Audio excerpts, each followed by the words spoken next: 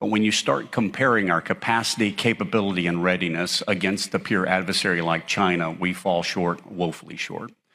Today, the Chinese Air Force has refit their entire frontline fleet. We talk in terms of what the fleet availability is. We have more than 2,000 fighters in the United States Air Force as a total force.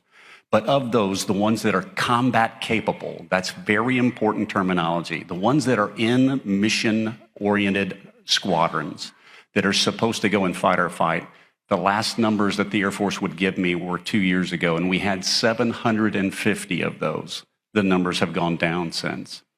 The Chinese, on the other hand, have refit their entire frontline fleet with 4th and 5th generation fighters, and they have 1,100 that can sortie over Taiwan without refueling. We would be challenged with that on that side, and our sortie durations would be much longer. So capacity is in their side. Capability, 24% of our fighter fleet is stealth. We got there not by adding more fighters, but by subtracting the older fighters. And we are divesting to invest still to this day. I think the number that I last saw was something on the order of 300 more fighters that are going on the chopping block. And you can say that they're not viable for a fifth generation war, but they are viable to go and fight the other fights that we will need to fight should the balloon go up with China.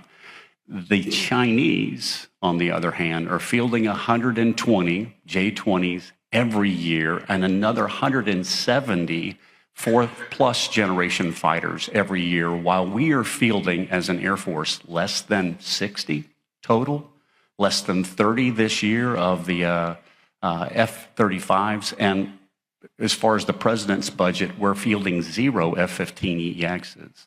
So they are rising on capability as well. We still have the edge on that, but they are competitive. Make no mistake about it. The anecdotal stories that are coming out of the J-20 is it is far better than what we assessed it to be earlier. And the last side I'll give you is readiness. My first year as an F-16 guy, I got 350 hours. The average pilot got over 200, and we considered anyone who got less than 150 hours non-combat capable. We would not send them to war. The numbers that the Air Force has for minimum thresholds for sorties is 8 for an experienced fighter pilot a month and 9 for an inexperienced. We haven't met that in several years, ladies and gentlemen, and that's the minimum. The numbers of hours our guys are getting are less than 120, and I would beg you to think about this. We're approaching 110 a pilot right now, while the Chinese pilots are flying 200 hours on average a year. Capacity, they've got it. Capability, they're competitive. Readiness, it is no longer a wash, ladies and gentlemen, and that was our big edge during the Cold War. So our ability to fight tonight and the future of our capability begins today. It doesn't begin in 7 years.